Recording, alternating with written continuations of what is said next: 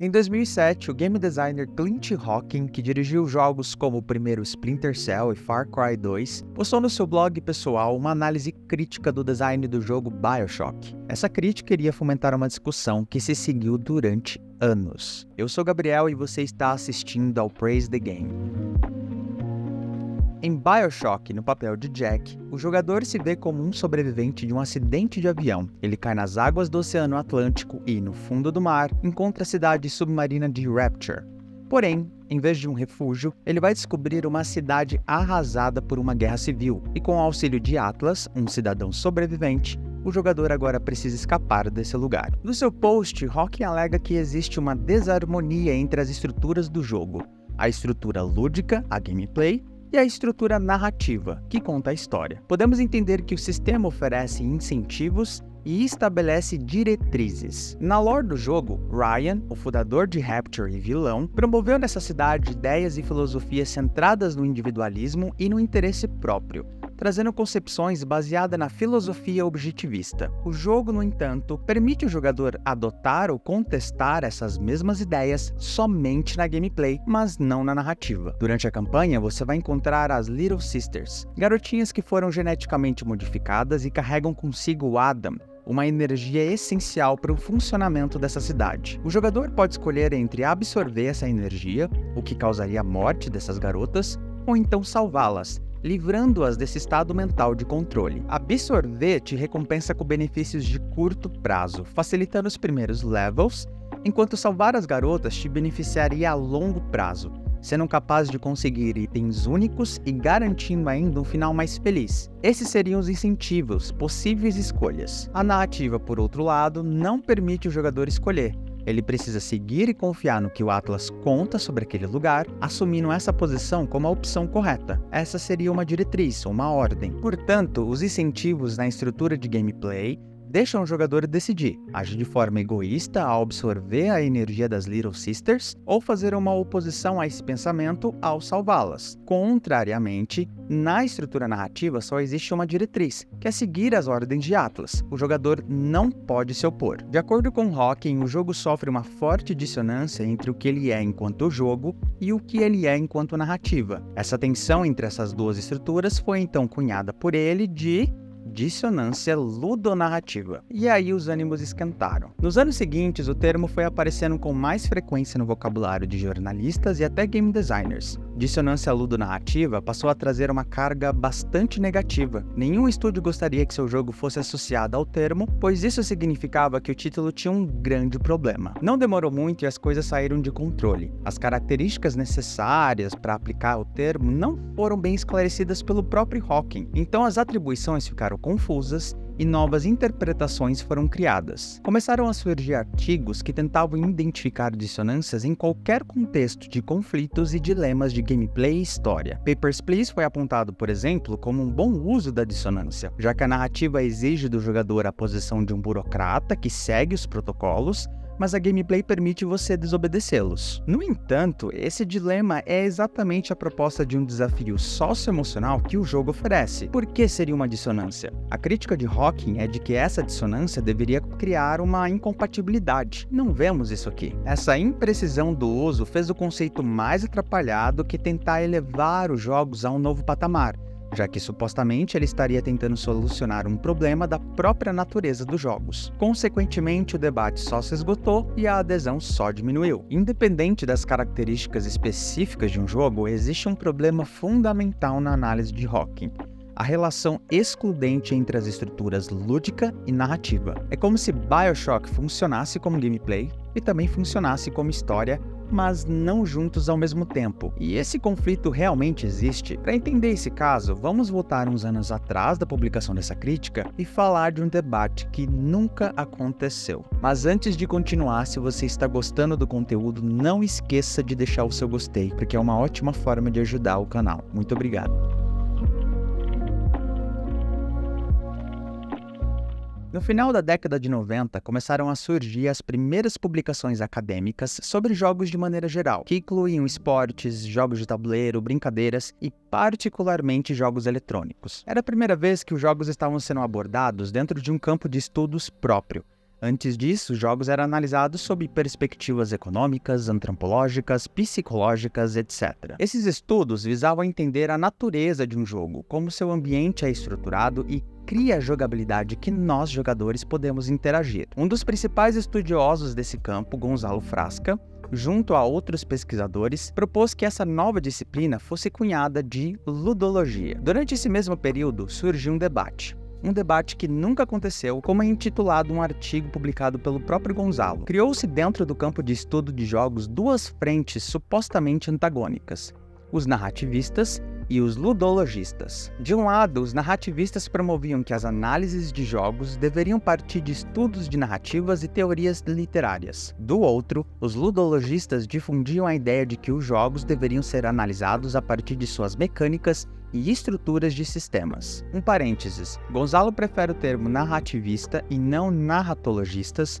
justamente para diferenciar que os narrativistas são aqueles dentro do campo de estudos de jogos, e não aqueles do campo literário. O que Gonzalo esclarece é que não existia de fato um antagonismo. Devido a um desentendimento dos argumentos, alguns pesquisadores acreditavam que os ludologistas eram radicais e queriam suprimir as narrativas dos jogos. Contudo, o que eles diziam de fato era que a narratologia atual não era capaz de abranger todas as características dessa nova disciplina. O próprio Gonzalo tentou fazer abordagens utilizando a narratologia para estudar jogos, mas não alcançava resultados satisfatórios. Por isso, a narrativa era complementar, mas não excludente. Além disso, não existiam pesquisadores realmente narrativistas. O mais próximo disso seriam aqueles que se posicionavam mais ao centro, que acreditavam num espaço híbrido em que você poderia analisar e criar jogos utilizando ferramentas de ambas vertentes. Todo esse imbróglio nos mostra que essa discussão não é nova e tenta-se criar um conflito entre forças opostas que nem deveriam existir. É por isso que a crítica de Clint está fundamentalmente equivocada. Gameplay e narrativa são interseccionados, e gameplay também é narrativa. A premissa de BioShock é que o Jack precisa seguir as ordens de Atlas se ele quiser sair vivo dessa cidade.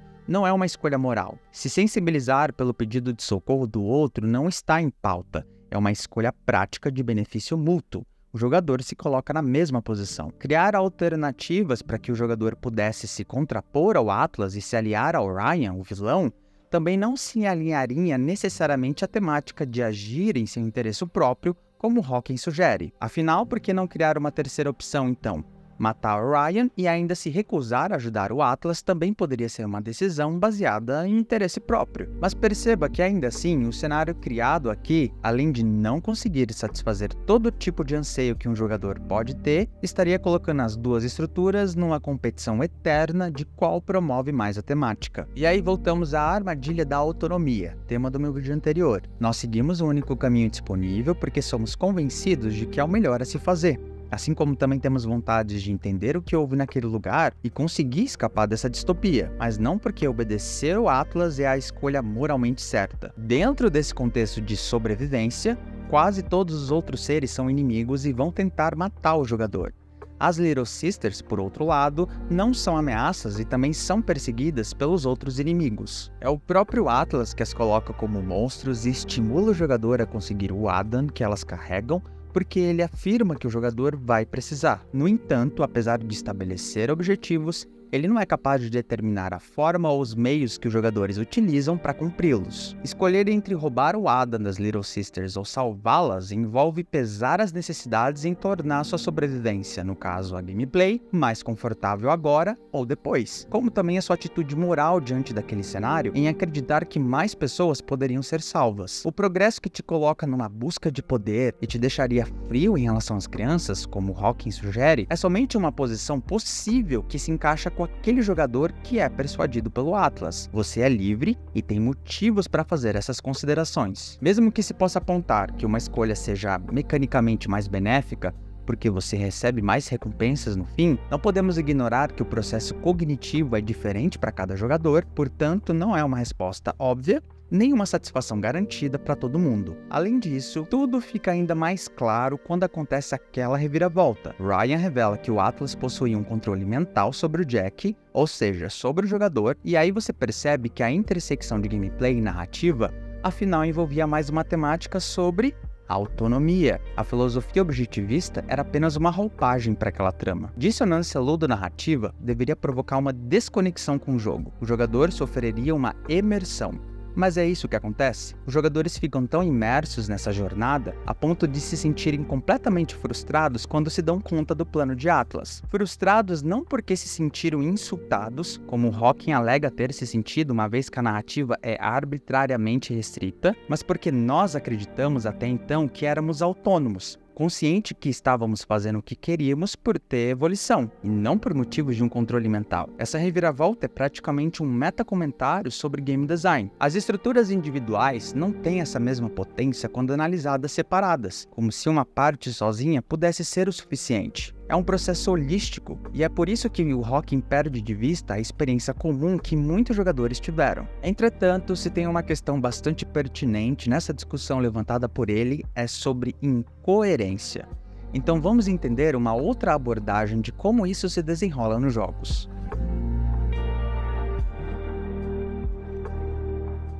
No artigo acadêmico Esclarecendo a Incoerência nos Jogos, os pesquisadores Hugo Hockenberg, Maris van der Hoof e John Mayer estabelecem que nos jogos existem o ambiente de jogo, onde é formalizado as regras, e o universo ficcional, onde acontece a narrativa. Em Stray, acompanhamos um gato de rua que acabou preso dentro de uma cidade subterrânea e isolada. Agora o jogador precisa explorar esse lugar dominado por robôs e contar com a ajuda de androides para escapar dos perigos e voltar à superfície. Quando levamos em conta todos os eventos que acontecem em tela, e portanto descrevem a narrativa dos personagens, alguns não fazem muito sentido. Por exemplo, o fato do gato poder falhar ao ser pego e morto pelos inimigos. Literalmente, o gato desaparece por um momento e reaparece na tela em um ponto anterior ao acontecido. Claro, isso é uma característica básica de quase todos os jogos. Você falhou e vai tentar de novo. Não é um evento que perturba por muito tempo, mesmo quem acabou de ter o seu primeiro contato com jogos. Mas vamos questionar o óbvio. Que tipo de conclusão tiramos desse evento em específico no universo ficcional? Geralmente, apenas desconsideramos. Isso porque entendemos que esse fato não deve ser incorporado no universo ficcional. O gato não morreu e reencarnou. Você apenas perdeu no desafio e vai tentar de novo. Quando contamos a narrativa de um jogo, os eventos contados refletem o que aceitamos como parte da ficção. Esses momentos em que perdemos e o personagem morre não são incluídos. Até aí, tudo bem, né? Jasper Ju, um dos grandes estudiosos ludologistas ao lado de Gonzalo Frasca, foi quem identificou e estabeleceu esse fenômeno, que o artigo chama de incoerência da forma ficção. Isso acontece quando o evento em tela não consegue ser compreendido pela ficção e precisa ser justificado pelas regras, pelo ambiente de jogo. Ju afirma que a incoerência é causada por uma contradição. Essa contradição poderia surgir, por exemplo, num jogo em que o protagonista diz, na ficção, que não é capaz de lidar com muitos inimigos. No entanto, ao aumentar a dificuldade do jogo, em vez de pequenos grupos, passamos a enfrentar hordas desses mesmos inimigos. Portanto, existe uma contradição aqui, justificada, só que pelas regras. Ou seja, pela configuração da dificuldade. Em contrapartida, uma abordagem diferente desse fenômeno seria por meio da incompletude. Essa explicação foi sugerida pelo pesquisador e professor de cultura e jogos digitais Edward Wesp. Wesp alega que não há nada unicamente incoerente nos jogos que não esteja em outra mídia. Quando entendemos que incoerência é a incapacidade de se conseguir um conhecimento integral do universo ficcional, então essa é uma forma de incompletude, mas uma característica inerente da forma ficção. Ficou confuso? Para ficar mais claro, vamos comparar com outras mídias. Poema épico Os Lusíadas, escrito por Luís de Camões, narra episódios importantes da história de Portugal, como a chegada do navegador Vasco da Gama à Índia. Uma estrutura marcante dessa obra são as rimas. Então todos os personagens discursam versos que rimam com outros. No entanto, quando consideramos o universo ficcional, não vamos dizer que esses personagens dialogam em rimas, certo? Essa estrutura diz respeito à forma, a um recurso literário e não à ficção da história. Já no teatro, não é incomum ver um ator interpretar mais de um personagem na mesma peça. E mesmo assim, a conclusão que tiramos não é que esses mesmos personagens são irmãos gêmeos, mas sim porque a forma do teatro permite esse tipo de alternância de atores, portanto só ignoramos. É exatamente o que acontece quando presenciamos um evento em tela enquanto jogamos, que pode não fazer sentido à primeira vista, mas então entendemos que ele é justificado pelo ambiente de jogo. A incompletude também pode se relacionar de forma específica com a incoerência da forma ficção, quando um buraco nas regras é preenchido pelo universo ficcional. Em Silent Hill 2 encontramos itens chaves essenciais para o nosso progresso, mas não entendemos para que eles servem a princípio. A boneca de cera, por exemplo, não tem uma indicação explícita do seu uso, mas é o contexto da ficção que vai nos direcionar para combiná-la com outros itens e formar um puxador de uma escotilha. É o fato de ser um item que pode ser pego, ou seja, uma qualidade do ambiente de jogo, que nos garante que esse item é importante. Do contrário, ele sequer seria um objeto interativo. Porém, é o contexto da ficção que vai nos ajudar a completar o conhecimento que falta para esse item, que é como e para que ele vai ser usado. Entendemos agora as duas diferentes abordagens, mas não para por aí. Apesar de tanta contradição quanto a incompletude nos dar indícios de uma incoerência na forma ficção, o artigo argumenta que nenhum dos dois se compara exatamente a uma incoerência. Vamos lá, talvez fique ainda mais complexo. Ambas abordagens se apresentam como uma análise do universo ficcional. Então, quando dizemos que um evento se contradiz, ou ele é incompleto, significa que o ambiente de jogo está contradizendo o universo ficcional, ou que este evento no universo ficcional é incompleto. Contudo, a incoerência da forma ficção é um fenômeno que descreve um ato interpretativo. O que deve ser analisado é que algumas informações não se contextualizam na ficção e são simplesmente desconsideradas. Uma contradição ou uma incompletude nem sempre leva a isso. O que o artigo propõe é que esse evento que está causando essa tensão entre esses planos seja chamado de pseudo-evento ficcional. E o que seria isso? Um pseudo-evento ficcional é um evento apresentado por uma mídia, no caso, o jogo, que é interpretado pelo jogador como um fato que não aconteceu no plano do universo ficcional. O jogador compreende que essa ocorrência, que pode provocar uma dissonância e prejudicar a coerência, deve ser atribuído a um outro aspecto da mídia. Mas não só isso, esse evento contribui para o mérito do próprio jogo, ou seja, consideramos que ele faz o jogo ser melhor. Vamos tentar ilustrar isso. Na franquia Uncharted, um discurso comum que se referencia à dissonância ludonarrativa aponta que o protagonista Drake é um cara carismático e altruísta e faz escolhas moralmente bem aceitas na narrativa, mas ele mata dezenas de pessoas a sangue frio durante a gameplay. Porque dificilmente esse fato prejudica a experiência do jogo, porque essa informação é naturalmente desconsiderada da ficção e encontra lugar no plano das regras. As dezenas de pessoas, na verdade, são os desafios, os obstáculos.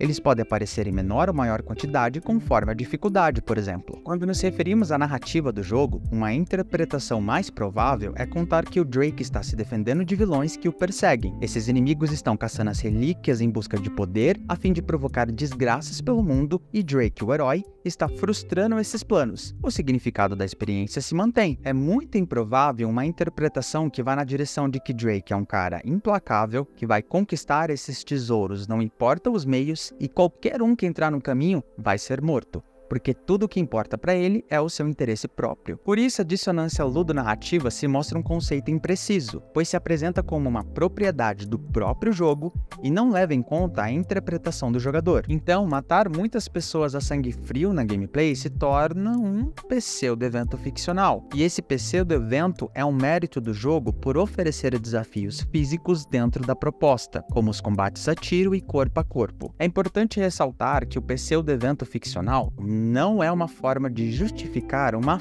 falha no universo ficcional, porque ele não compromete a nossa compreensão da narrativa. Romper a coerência apenas destaca o ambiente de jogo, colocando as regras em primeiro plano. Não há nada de errado quando o jogo tenta integrar os dois planos. Na verdade, já se tornou comum há muito tempo. Então, características típicas de regras, como morrer ao falhar e voltar a um ponto anterior, são também explicadas pela ficção, por exemplo. No segundo reboot de Prince of Persia, o jogador não pode morrer. Toda vez que ele falhar, a personagem coadjuvante Elika vai salvá-lo. De forma prática, o resultado é o mesmo se o personagem desaparecesse da tela por alguns segundos e voltasse a um checkpoint. A diferença é que aqui esse evento tem uma explicação na ficção. Porém, a percepção de uma parcela de jogadores foi que a punição por falhar se tornou mais branda e condescendente, como se o jogo tivesse ficado mais fácil. Esse caso não nos mostra que essas tentativas de coesão são boas ou ruins, pelo contrário, são muito bem-vindas e efetivas, mas quando o designer não leva em conta a interpretação do jogador de como ele experiencia um jogo, a mídia em si, ele não consegue prever esses efeitos colaterais. Incoerência da forma ficção não é um fenômeno que enfraqueça a experiência ou rebaixe o significado. No fim do dia, estamos jogando um jogo, e não há motivos para querer que ele se pareça menos como um. Esse foi um assunto mais complicado de se abordar e eu espero que eu tenha conseguido desenvolvê-lo de uma forma clara. De qualquer modo, sinta-se livre para comentar caso dúvidas permaneceram. Se você curtiu o conteúdo, não deixe de deixar o seu gostei e também se inscrever no canal caso ainda não fez. Um abraço e até a próxima.